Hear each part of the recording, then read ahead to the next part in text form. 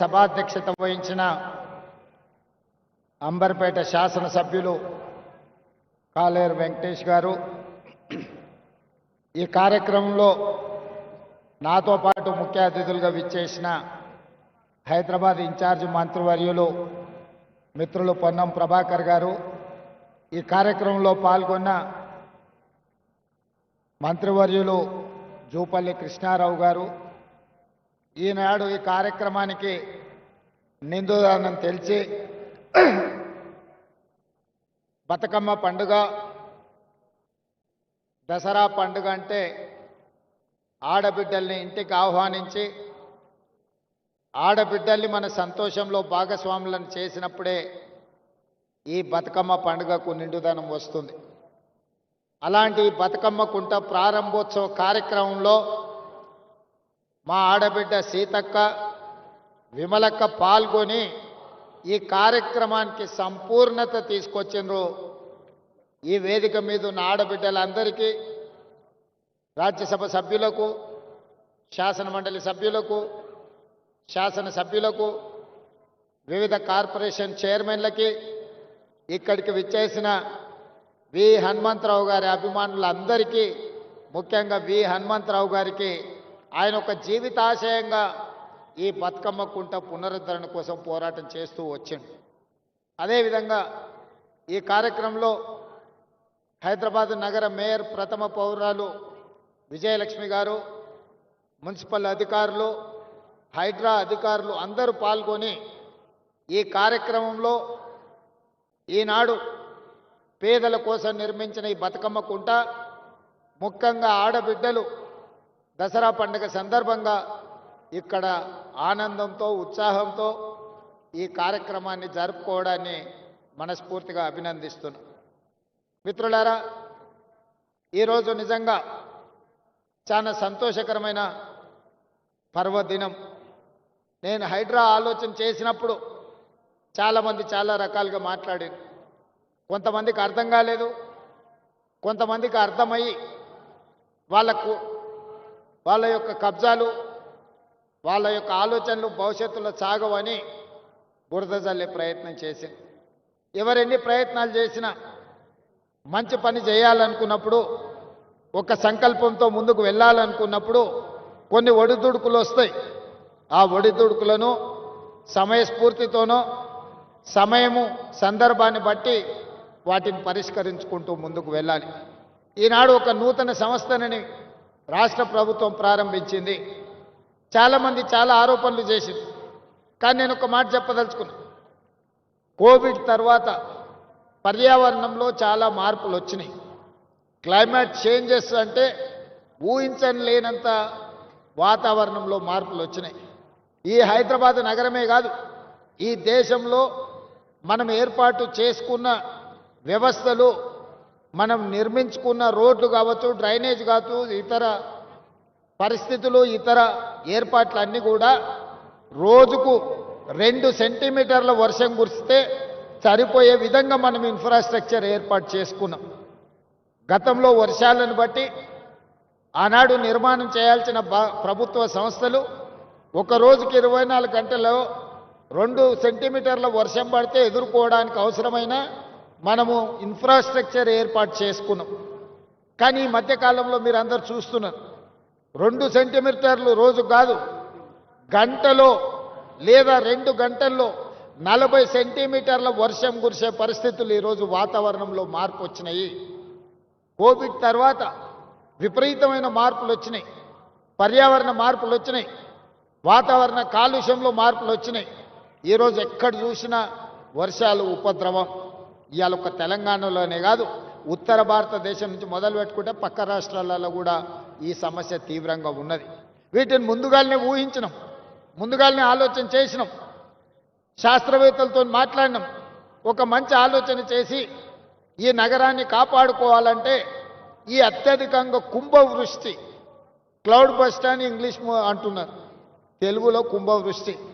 ఒకప్పుడు కుంభవృష్టి వస్తే, దివిసీమ ఉప్పెన లాంటి తుఫాన్లు వస్తే ఎంతోమంది కొట్టుకుపోయారు. మన కళ్ళ ముందే హృదయ విదారకమైన పరిస్థితులు మనం చూసినాం. 1908లో ఆనాడు వచ్చిన వర్షానికి హైదరాబాదు నగరంలో వేలాది మంది చచ్చిపోయారు. ఆనాటి ప్రభు నిజాం ప్రభు అది చూసి ఆయన అసలు అంటే ఆ బాధను భరించలేక అప్పటికప్పుడు ఆలోచన చేసి ప్రపంచ స్థాయిలో సాంకేతిక నిపుణులను రప్పించి మోక్షగుండం విశ్వేశ్వరయ్యకు ఒక బాధ్యత అప్పచెప్పాడు. నా నగరంలో మళ్ళీ ఎప్పుడు వరదలు రావద్దు, నా నగర ప్రజల్ని కాపాడుకోవడానికి నేనేం చేయాలంటే ఆనాడు మోక్షగుండం విశ్వేశ్వరయ్య ఇచ్చిన ప్రణాళికనే ఈ మూసీ నది పరివాహక ప్రాంతం యొక్క అభివృద్ధి. పైన కట్టిన హిమాయత్ సాగర్, ఉస్మాన్ సాగర్, మచ్కుంద, వికారాబాద్ అడవుల్లో నుంచి మొదలైన మూసీ నది, రంగారెడ్డి జిల్లాలో మొదలైన ఈసా నది, ఈ రెండు కలిసి హైదరాబాదు నగరంలోకి వచ్చినప్పుడు మూసీ నదిగా మారుతున్నది. ఒకప్పుడు ఈ మూసీ నది నీటి ప్రవాహంతోనే కలకలలాడేది.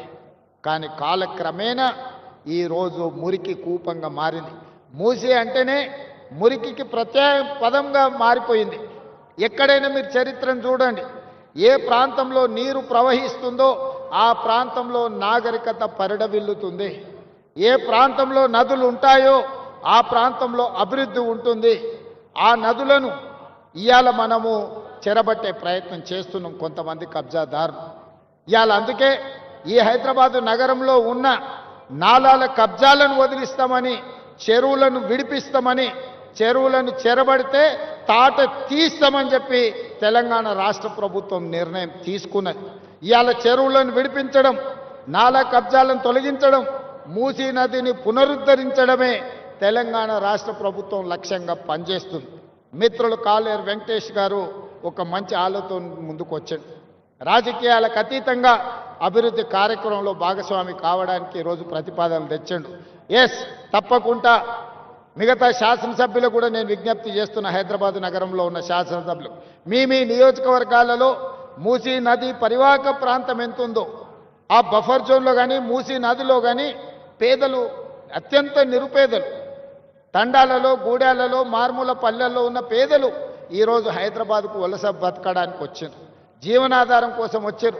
ఎక్కడ దిక్కులేక, ఎక్కడ నివాసము స్థలం దొరక్క ఈరోజు మూసీ నది ప్రాంతంలో చిన్న చిన్న గుడిసెలు వేసుకొని బతుకుతారు.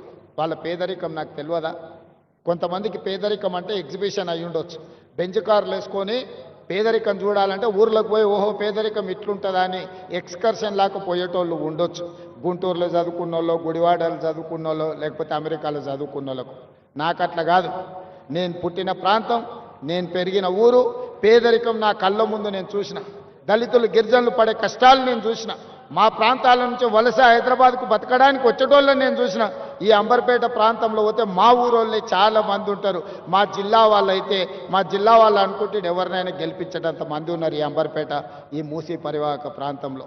వాళ్ళ పట్ల నాకు ప్రేమ ఉంటుంది, వాళ్ళ పట్ల నాకు అభిమానం ఉంటుంది, వాళ్ళకి సహాయం చేయాలన్న ఆలోచన ఉంటుంది. వాళ్ళని ఇబ్బంది పెట్టి నేను బాపుకునేది ఏమున్నది ఒకసారి ఆలోచన చేయాలి. నేనేమన్నా ఈ భూమిని, మూసీ నదిని చుట్టి నా సూట్ కేసులో పెట్టి నేనేమన్నా మా ఇంటికి తీసుకెళ్తానా? లేకపోతే విదేశాలలో దీన్ని తీసుకెళ్ళి దాచిపెట్టుకుంటానా? లేదు కదా. ఇవాళ ఈ ప్రాంతంలో అభివృద్ధి జరగాల్సిన అవసరం ఉంది, అనర్థాలను తగ్గించాల్సిన అవసరం ఉంది. మొన్న రాత్రి నుంచి కంటిన్యూస్గా ఇమ్లిబన్ బస్ స్టేషన్లో వేలాది మంది ప్రయాణికులు చిక్కుకుపోయిందంటే రాత్రి 3 వరకు అధికారులను అప్రమత్తం చేస్తూ నేను వాళ్ళకి ఏర్పాట్లు చేపించిన. దీనికి కారణం ఏంటి? ఈరోజు ప్రకృతిలో విపరీతమైన మార్పులు వచ్చినాయి. దాంతో మీరు ఊహించనంత వర్షం 1-2 గంటల్లోనే 40-50 సెంటీమీటర్లు కురిసే పరిస్థితి వచ్చింది. దాన్ని తట్టుకునే వ్యవస్థ మనకు లేదు ఈనాటి వరకు. అందుకే ఈరోజు భవిష్యత్తులో దానికి తట్టుకోవడానికి అవసరమైన ఏర్పాట్లను చేసుకోవాలి. లేకపోతే జీవితాంతం మీరు కష్టపడి సంపాదించుకున్న మీ టీవీ కావచ్చు, మీ ఫ్రిడ్జ్ కావచ్చు, మీ మంచాలు కావచ్చు, మీ పిల్లలు చదువుకున్న సర్టిఫికెట్లు కావచ్చు, ఉప్పు, పప్పు, బెల్లం, చింతపండు మీరు సంపాదించుకొని 2-3 నెలలకు మీరు తెచ్చి ఇంట్లో పెట్టుకుంటే రాత్రి ఈ రకంగా వర్షాలు వస్తే గంటలలో అవి నీట మునిగిపోతాయి. ఆ తర్వాత మిమ్మల్ని ఆదుకోవడానికి ఎవరు రారు. నా మాట వినండి, మీకు మంచి చేసే ఆలోచనతో ఉన్నా. ఇవాళ కాలేరు వెంకటేష్ గారు ఒక ప్రతిపాదన చేసిండు. అంబర్పేట అసెంబ్లీలో 5 కిలోమీటర్లు మూసీ నది పరివాహక ప్రాంతం ఉన్నది. ఈ బఫర్ జోన్లో కొంతమంది పేదలు ఇండ్లు కట్టుకుండ్రు, వాళ్ళకి డబుల్ బెడ్రూమ్ ఇండ్లు కట్టించండి అంబర్పేటలో అని. తప్పకుండా వేదిక మీద ఉన్న మా ఇన్ఛార్జ్ మంత్రి పొన్నం ప్రభాకర్ గారికి నేను ఆదేశాలు ఇస్తున్నా, హైదరాబాద్ కలెక్టర్కి మున్సిపల్ కమిషనర్ గారికి నేను ఆదేశాలు ఇస్తున్నా. తక్షణమే అంబర్పేటకు సంబంధించిన ఒక ప్రత్యేక రివ్యూ పొన్నం ప్రభాకర్ గారు తీసుకుంటారు. మీరు క్షేత్రస్థాయిలో మొత్తం పర్యటన చేసి, నేను మున్సిపల్ అధికారులకు కూడా అందరికి ఆదేశాలు ఇస్తున్నా, మీరు మొత్తం తిరగండి, ఎన్యూమరేట్ చేయండి, ఎవరెవరు ఉన్నారు పేదలు లిస్టు తీయండి, వాళ్ళ పరిస్థితి ఏంది అంచనా వేయండి. ఇవాళ వాళ్లకు పునరావాసం కల్పించడమే కాదు, ఈడ ఇన్ని ఆఫీసులు లేవంటే నేనే ఆశ్చర్యపోతున్నా. రిజిస్ట్రేషన్ ఆఫీసు లేదు, లేకపోతే ట్రాన్స్పోర్ట్ ఆఫీసు లేదు, ఏ ఆఫీసు లేదు అన్నాడు వెంకటేష్. ఒకదానికి అటుపోవాలి, ఒకదానికి ఇటుపోవాలి. 100% ఈ కాన్స్టిట్యున్సీకి సంబంధించిన అన్ని వసూలుతో కూడుకున్న ఒక క్యాంపస్నే ఒక మినీ సెక్రటేరియట్ లాగా అంబర్పేటలో మీకు కట్టించే బాధ్యత నాది. ఏమేమి ఆఫీసులు కావాలనో లిస్ట్ అవుట్ చేయండి. ఈ ప్రాంత ప్రజలకు అవసరమైన ఏమేమి కావాలనో అన్ని ఆలోచన చేయండి. వాటికి సంబంధించిన ప్రణాళికలు సిద్ధం చేస్తే డిసెంబర్ 9 తారీఖు లోపలనే మీకు అన్ని అనుమతులు ఇచ్చి నిధులు కేటాయించే బాధ్యత నాది. 2 నెలల్లో క్షేత్రస్థాయి పర్యటన చేసి అన్ని అంచనాలు తయారు చేయండి. ఆ అంచనాలకు అనుకూలంగా నిధులు డిసెంబర్ 9 తారీఖు లోపల మంజూరు చేసే బాధ్యత నేను తీసుకుంటా. కాలేరు వెంకటేష్ గారికి నేను సూచన చేస్తున్నా, రాజకీయాలకు అతీతంగా మీ నియోజకవర్గాన్ని అభివృద్ధి చేసుకోండి. నేను సహకరించడానికి సిద్ధంగా ఉన్నా. మీరు అడగకుండా, మీరు అంశాలను ప్రస్తావించకుండా, మీరు ప్రతిపాదనలు సిద్ధం చేసుకోకపోతే నేను సహాయం చేయాలన్నా కూడా నేను చెయ్యలేను. క్షేత్రస్థాయిలో మీరు సహకరిస్తే 100% అద్భుతాలు చేస్తాం. ఇక్కడ ఒక అతను కబ్జా పెట్టుకున్నాడు, అతని పేరు గురించి నేను చెప్పాల్సిన అవసరం లేదు. ఆకాశం నుంచి పూలు జల్లిన నాటి నాయకుడికి కబ్జా పెట్టుకున్నాయని, ఆయన వెనకాల ఎవరున్నారో మీ అందరికీ తెలుసు. కానీ ఇవాళ లోకల్ ఎమ్మెల్యేగా మీరు సహకరించారు. వితిన్ 100 డేస్లో ఈరోజు బతుకమ్మకుంట నిజమైంది, కళల సాకారమైంది. మా విమలక్క చెప్తుంది, మా తండ్రి గారు ఇక్కడనే ఉండే మేము ఎన్నోసార్లు కొట్లాడినామన్నా, మా జన్మలో ఇది ఇట్లా చూస్తామని నేను అనుకోలే. అందుకే నేను జిల్లాల కార్యక్రమాన్ని కూడా రద్దు చేసుకొని ఇక్కడికి వచ్చినాను. మీరందరు స్థానిక ప్రజాప్రతినిధులు సహకరించినందుకే నేను ఇది చేయగలిగిన. నేను ఒక్కరిని చేసే పని కాదు ఇది. మీరందరూ సహకరిస్తే నేను నిర్ణయం తీసుకోగలుగుతా. నేను ఒక టీం లీడర్గా మిమ్మల్ని అందరినీ లీడ్ చేయగలుగుతా. ఒక విజన్ గల ప్రజాప్రతినిధిగా హైదరాబాదు నగరం అంతర్జాతీయ నగరంగా తీర్చిదిద్దుతా. అదే క్రమంలో పేదలకు ఎట్లా మేలు చేయాలో మీరు సూచనలు ఇవ్వండి. పేదలకు అన్యాయం చేసే పని ఏది చెయ్యను. మీరు గుర్తుపెట్టుకోండి, అక్కడ హైటెక్ సిటీ దగ్గర కన్వెన్షన్ కూలిందంటారు. ఎవరు? నాగార్జున గారు, ఆగర్భ శ్రీమంతుడు, ఒక పెద్ద సినిమా స్టార్. కానీ అక్కడ తుమ్మిడికుంట అనే మొత్తం చెరువునే కబ్జా పెట్టుకుని, నాకు కూడా మంచి మిత్రుడు. మేము అడిగి చూసినాం. వారు కొంచెం వారికి ఉన్న పాత సావాసము, పాత మిత్రుల వల్ల కొంత ఆలోచన చేసిండు. మా అధికారులు పోయి దాన్ని తొలగించింది. తర్వాత ఆయన్ని ముందుకు వచ్చి, సరే ఇట్లాంటివి ఇంకా నాకు వద్దు వివాదాలు, నేను ప్రజలకు ఆదర్శంగా ఉండదలుచుకున్నా, ఈ చెరువు పునరుద్ధరణ కోసం 2 ఎకరాల భూమిని నేనే అప్పచెప్తా అని చెప్పి నాగార్జున గారు ఈరోజు ముందుకు వచ్చి ఈరోజు మనకు అప్పచెప్పాడు. అలాంటి సందర్భాలు వస్తే మేము అభినందిస్తాము. సున్నం చెరువు దగ్గర ఎవడో అమాయకులను చేసి అమ్ముకుంటే, చెరువు మధ్యలో వాళ్ళు నిర్మించుకుంటే తొలగించమని ఎన్నిసార్లు చెప్పినా తొలగించకపోతే మనం తొలగించాల్సి వస్తుంది. దయచేసి నేను పేద ప్రజలకు విజ్ఞప్తి చేస్తున్నా. మాయగాళ్ళు మహానగరంలో చాలామంది ఉంటారు. వాళ్ళకు ముఠా నాయకుడు ఇంకొకడు ఉండొచ్చు. వాళ్ళందరూ కలిసి ఈ మహానగరంలో వివిధ ప్రాంతాల నుంచి వచ్చిన పేదల్ని మాయ చేసి ప్రభుత్వ స్థలాలను మీకు అమ్ముతే అగ్గోకి సగ్గోకి వస్తుందని తీసుకోకండి. మీకందరికీ ఏ రకంగా ఆదుకోవాలనో ప్రభుత్వం ఆలోచన చేస్తుంది, ఒక మంచి నిర్ణయం తీసుకుంటుంది.